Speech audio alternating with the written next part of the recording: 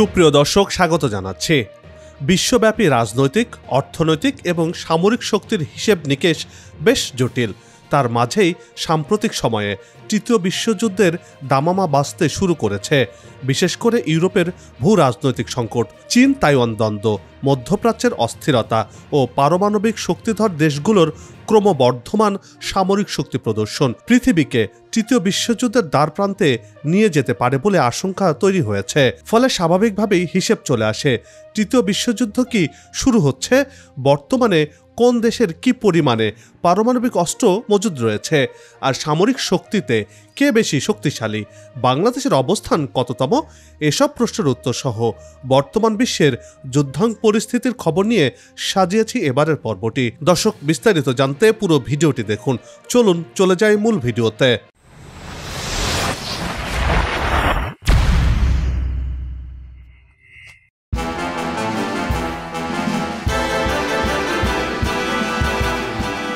Russia Ukraine যুদ্ধ যেন থামার নামই নেই।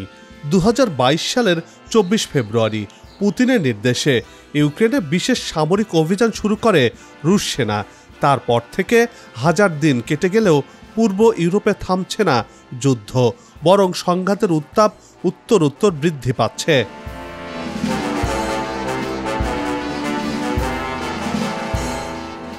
ইউক্রেন রাশিয়া যুদ্ধ শুধু ইউরোপেই নয়, সমগ্র বিশ্বের জন্য একটি গুরুতর হুমকি হিসেবে বিবেচিত হচ্ছে। রাশিয়া ও পশ্চিমা বিশ্বের মধ্যে বিদ্যমান দ্বন্দ্বের ফলে যে বৈশ্বিক সংকট তৈরি হয়েছে, তা থেকে নতুন কোনো বড় ধরনের সংঘাতের সৃষ্টি হতে পারে বলে আশঙ্কা করা হচ্ছে। ন্যাটো সম্প্রসারণ এবং রাশিয়ার প্রতিক্রিয়া, বিশেষ করে পারমাণবিক অস্ত্রের হুমকি, বিশ্বকে একটি নতুন ধ্বংসাত্মক যুদ্ধের দিকে ঠেলে দিতে পারে বলে আশঙ্কা তৈরি করছে।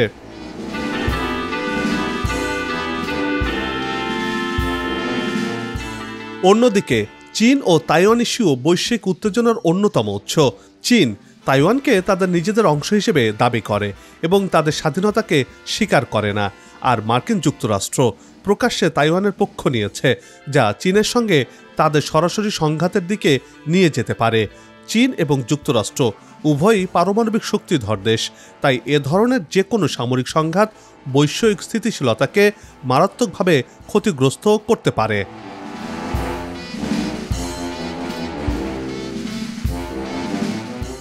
মধ্যপ্রাচ্যেও অস্থিরতা চলছে, বিশেষ করে ইরান এবং ইসরায়েলের মধ্যে চলমান উত্তেজনা।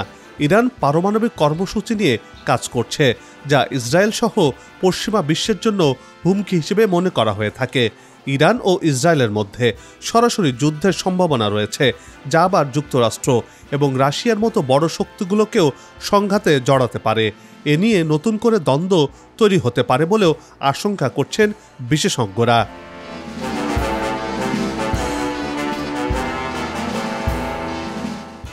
আধা বৈধ ইসরায়েল রাষ্ট্র যখন গেল 13 মাসে গাজায় 44,000 মানুষ নিধন করেছে এবং লেবানন ও সিরিয়ায় যে নির্মম হামলা চালিয়ে যাচ্ছে, তাতে করে ইরানের পাল্টা হামলার প্রেক্ষাপটে তৃতীয় বিশ্বযুদ্ধ বাধল বলে থিঙ্ক ট্যাঙ্ক ও সচেতন নাগরিকরা আশঙ্কা প্রকাশ করছেন।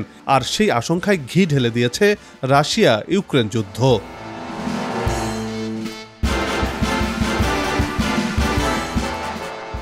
কয়েকদিন আগে 2 দফায় প্রথমবারের মতো যুক্তরাষ্ট্র ও যুক্তরাজ্যের তৈরি দূরপাল্লার ক্ষেপণাস্ত্র দিয়ে রাশিয়ার ভূখণ্ডে হামলা চালিয়েছিল ইউক্রেন। তখনই এ নিয়ে হুঁশিয়ারি দিয়েছিল মস্কো। এরপর ক্রেমলিন দূরপাল্লার ক্ষেপণাস্ত্র দিয়ে হামলা চালায় ইউক্রেনে।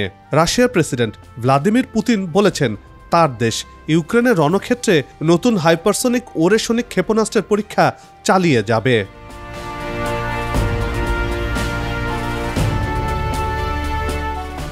পরিস্থিতি যেদিকে মোড় নিচ্ছে, তাতে মস্কো কিয়েভ সংঘাতে আরও অনেক দেশে জড়িয়ে পড়া আশ্চর্যের কিছু নয় বলে মনে করা হচ্ছে।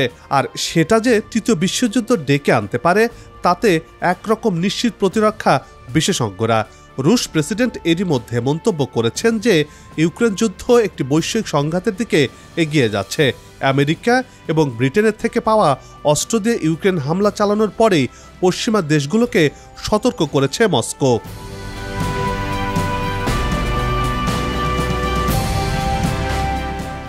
অন্যদিকে ইউক্রেনের সাবেক কমান্ডার ইন চিফ ভ্যালেরি ঝালুজনের বিশ্বাস তৃতীয় বিশ্বযুদ্ধ ইতিমধ্যে শুরু হয়ে গেছে।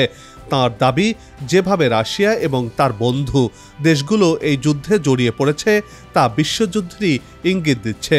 বিশেষজ্ঞরা বলছেন, এরই মধ্যে আমেরিকা ব্রিটেনের অস্ত্র দিয়ে রাশিয়া হামলা চালিয়েছে ইউক্রেন, আর রাশিয়ার হয়ে যুদ্ধ করতে উত্তর কোরিয়া সেনার পাশাপাশি অস্ত্র পাঠিয়ে চীন ও সংঘাতে সরাসরি যুক্ত হয়ে পড়েছে বলেও মনে করছেন ঝালুঝনি। এতেই তৃতীয় বিশ্বযুদ্ধের দামামা বাজতে শুরু করেছে বলে মনে করেন তিনি।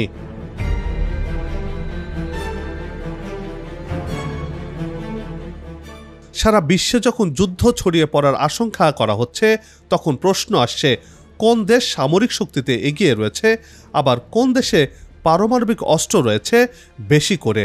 বিশেষ করে বাংলাদেশিদের মনে জোরেশোরে প্রশ্ন আসছে, বিশ্বে সামরিক শক্তিতে বাংলাদেশ কত নম্বরে রয়েছে। দর্শক, এবার চলুন এসব প্রশ্নের উত্তর জেনে আসা যাক।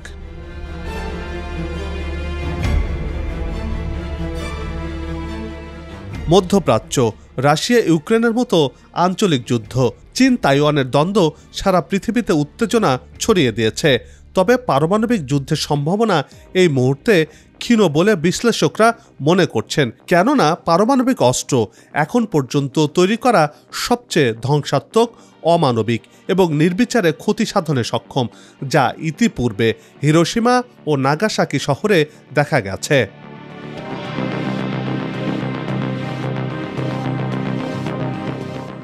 একটি বড় শহরে একটি পারমাণবিক বোমার বিস্ফোরণের ফলে লাখ লাখ মানুষের জীবনহানি হতে পারে।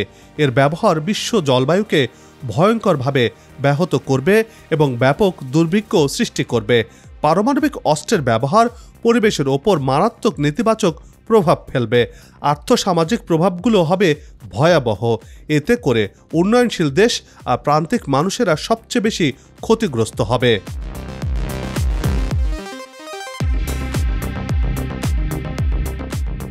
সামরিক শক্তির বিচারে কোন দেশ কি অবস্থানে রয়েছে তা নিয়ে একটি তালিকা প্রকাশ করেছে গ্লোবাল ফায়ার পাওয়ার নামে একটি সংস্থা।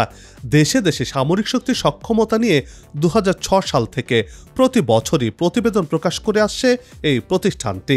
প্রতিবেদনের তথ্য বলছে, অতীত বছরগুলোর মতো সামরিক শক্তিতে শীর্ষস্থানে অবস্থান করছে মার্কিন যুক্তরাষ্ট্র, তারপরেই দ্বিতীয় স্থানটিতে রয়েছে রাশিয়া, আর চীন রয়েছে তৃতীয় স্থানে।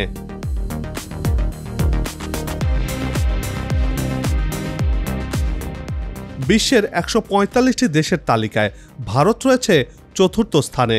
এভাবে শীর্ষ 10 দেশের মধ্যে থাকা বাকি দেশগুলো হলো দক্ষিণ কোরিয়া, যুক্তরাজ্য, জাপান, তুরস্ক, পাকিস্তান ও ইতালি। তবে প্রথম 10-এর মধ্যে নেই পরমাণু শক্তিধর রাষ্ট্র তথা জাতিসংঘের নিরাপত্তা পরিষদের স্থায়ী সদস্য ফ্রান্স। তাছাড়া তালিকায় ইরান রয়েছে 14 নম্বরে ও ইসরায়েল রয়েছে 17 নম্বরে। তালিকায় বাংলাদেশের অবস্থান 37তম। বাংলাদেশের ওপরে রয়েছে উত্তর Korea O Myanmar.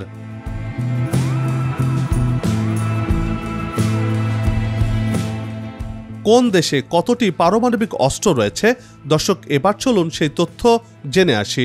Federation of American সায়েন্টিস্টের তথ্য বলছে, রাশিয়ার সামরিক মজুদে আনুমানিক 4380টি পারমাণবিক ওয়ারহেড রয়েছে, আর সেখানে 2024 সালের মার্চ পর্যন্ত 1200টি অতিরিক্ত ওয়ারহেড ধ্বংসের অপেক্ষায় রয়েছে। রাশিয়াতেই সবচেয়ে বেশি পারমাণবিক ওয়ারহেড রয়েছে বলে ধরে নেওয়া হয়।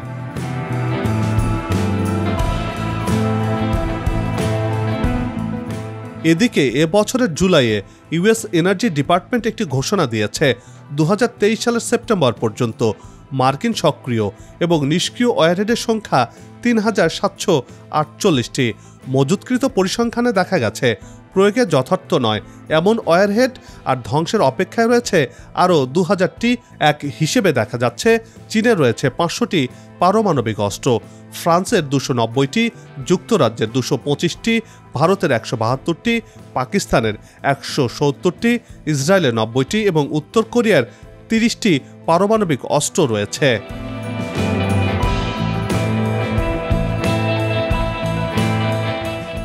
দ্বিতীয় বিশ্বযুদ্ধের কয়েক বছর পর 1949 সালে পদার্থবিজ্ঞানী আলবার্ট আইনস্টাইন বলেছিলেন, তৃতীয় বিশ্বযুদ্ধের যে কোনো ফলাফল মানব সভ্যতার উপর এতটাই বিপর্যয়কর হবে যাতে মানব জাতিকে প্রস্তর যুগে ফিরিয়ে দেওয়া যায়। বিশ্বে সব ধরনের যুদ্ধ, বিগ্রহ, হানাহানি বন্ধ হোক, সব জটিলতা আর মানুষের স্বার্থপর মনোভাবের দূরত্ব কমিয়ে বাসযোগ্য এক পৃথিবীর স্বপ্ন আসুক আগামী প্রজন্মের জন্য।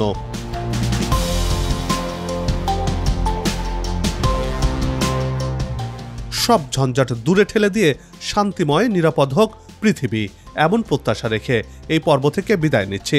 তবে যাবার আগে সেই একই অনুরোধ, যেখানে সেখানে ময়লা আবর্জনা ফেলবেন না, পরিবেশের ক্ষতি করবেন না, অযথা হর্ন বাজাবেন না, আপনার দেশে সৌন্দর্য রক্ষায় পোস্টার লাগানো থেকে বিরত থাকুন।